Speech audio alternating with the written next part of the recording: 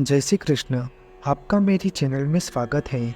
आज हम बात करेंगे कि देव उठनी एकादशी का महत्व क्या है और देव उठनी एकादशी की व्रत कथा, इसके बारे में संपूर्ण माहिती प्रदान करूंगा। सनातन धर्म में सभी तिथियां महत्वपूर्ण मानी जाती है, लेकिन एकादशी तिथि का विशेष महत्व माना गया है। इस बार की कार्तिक माह की शुक्ल पक्ष की देव उठनी एकादशी की तिथि 12 नवंबर 2024 यानी कि मंगलवार के दिन मनाई जाएगी। भगवान श्री हरि विष्णु की प्रबोधिनी या देव उठनी एकादशी के दिन चतुर्मास का समापन होता है और भगवान श्री हरि विष्णु नींद से जागृत अवस्था में होते हैं।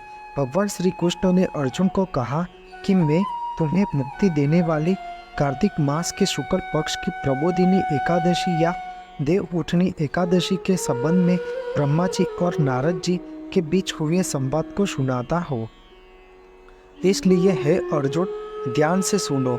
एक बार नारद जी ने ब्रह्मा जी से पूछा कि हे परमपिता, प्रबोधिनी एकादशी के व्रत का क्या महात्म्य है? आप कृपा करके मुझे यह एकादशी के बारे में विस्तार पूर्वक बताइए।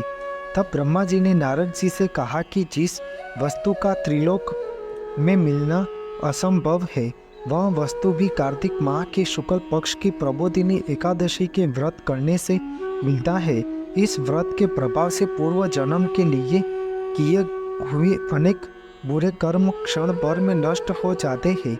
हे नारद, जो मनुष्य श्रद्धा पूर्वक इस दिन थोड़ा भी पुण्य करते हैं, उनका वह पुण्य पर्वत के समान अटल हो जाता है। उनके पितृ विष्णु लोक में जाते हैं। ब्रह्म हत्या आदि महान पाप भी प्रबोधिनी एकादशी के दिन रात्रि को जागरण करने से नष्ट हो जाते हैं। हे नारद, मनुष्य को भगवान की प्रसन्नता के लिए कार्तिक मास की इस एकादशी का व्रत अवश्य करना चाहिए। जो मनुष्य इस एकादशी व्रत को करता है, वह धनवान, योगी, तपस्वी तथा इंद्रियों को जीतने वाला होता है, क्योंकि एकादशी भगवान विष्णु को अत्यंत प्रिय है। इस एकादशी के दिन जो मनुष्य भगवान की प्राप्ति के लिए दान, तप, होम, यज्ञ आदि करते हैं, उन्हें अक्षय पुण्य मिलता है। इसलिए हे नारद, तुमको भी विधि पूर्वक श्री हरि विष्णु भगवान की पूजा करनी चाहिए।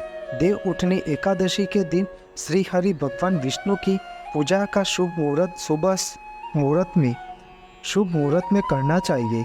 देव उठनी एकादशी के दिन व्रतधारी को सुबह जल्दी उठकर ब्रह्म मुहूर्त में स्नान आदि करके पवित्र मन से भगवान श्री हरि विष्णु की मूर्ति या तस्वीर के सामने गाय के घी से दीपक जलाकर सच्चे मन से निराहार व्रत करने का संकल्प लेकर शुभ मुहूर्त में भगवान श्री हरि विष्णु जी की पूजा अर्चना करनी चाहिए। पूजा के दौरान भगवान श्री हरि विष्णु जी को पंचामृत फूलों की माला, धूप, दीप, रोली, चंदन, तुलसी पत्र, अक्षत और फूल आदि अर्पित करके उनकी पूरी विधि विधान से पूजा करना चाहिए। भगवान श्री हरि विष्णु को पूजा में तुलसी पत्र को 108 बार ओम नमो भगवते वासुदेवाय नमः मंत्र द्वारा अर्पण करना चाहिए। अंत में भगवान श्री हरि विष्णु सहस्त्र नाम स्तोत्र का पाठ अवश्य करें और उनकी आरती करें और अपनी मनोकामना के लिए प्रार्थना करनी चाहिए। एकादशी व्रत तारीख को दिन में सोना नहीं चाहिए। यह तिथि बेहद पुण्यदायी होती है। इस तिथि को मध्य रात्रि तक भगवान विष्णु के भजन, कीर्तन और कथा वार्ता या प्रवचन सुनना चाहिए। अगले दिन यानी द्वादशी की तिथि पर किसी जरूरतमंद व्यक्ति या ब्राह्मण को भोजन कराकर दान दक्षिणा देकर व्रत का पालना करना चाहिए। जो मनुष्य चतुर्मास व्रत में किसी वस्तु को त्याग करते हैं, उन्हें इस दिन से पुनः ग्रहण करनी चाहिए। जो मनुष्य प्रबोधिनी एकादशी के दिन विधि पूर्वक व्रत करते हैं, उन्हें अनंत सुख मिलता है और अंत में स्वर्ग लोक की प्राप्ति होती है। इस देव उठनी एकादशी की महात्म्य कथा इस प्रकार है कि पौराणिक धार्मिक ग्रंथों के अनुसार एक राज्य में एकादशी के दिन प्रजा से लेकर पशु तक कोई भी अन्न नहीं ग्रहण करता था। एक दिन भगवान श्री हरि विष्णु ने राजा की परीक्षा लेने की सोची और सुंदरी वेश बनाकर सड़क किनारे बैठ गए। राजा की भेंट जब सुंदरी से हुई तो उन्होंने उसके यहाँ बैठने का कारण पूछा। तब स्त्री ने बताया कि वह बेसहारा है। राजा उसके रूप पर मोहित हो गए और बोले कि तुम रानी बनकर मेरे साथ महल चलो। सुंदर स्त्री ने राजा को सामने शर्त रखी कि यह प्रस्ताव तभी स्वीकार करेंगी जब उसे पूरे राज्य का अधिकार दिया जाएगा और वह जो बनाए राजा को वही खाना होगा। राजा ने शर्त मान ली और अगले दिन एकादशी पर सुंदरी ने बाजारों में बाकी दिनों की तरह अन्न बेचने का आदेश दिया। मांसाहार बनाकर राजा को खाने पर मजबूर करने लगी। राजा ने कहा कि आज एकादशी व्रत में तो मैं सिर्फ फलाहार ग्रहण करता हूँ। रानी में शर्त याद दिलाते हुए राजा को कहा कि अगर यह तामसिक भोजन नहीं खाया तो मैं बड़े राजकुमार का सिर धड़ से अलग कर दूंगी। राजा ने अपनी स्थिति बड़ी रानी को बताई। तब बड़ी महारानी ने राजा से धर्म का पालन करने की बात कही और अपने बेटे का सिर काट देने को मंजूर हो गई। राजा बहुत हताश थे और सुंदरी की बात न मानने पर राजकुमार का सिर देने को तैयार हो गए।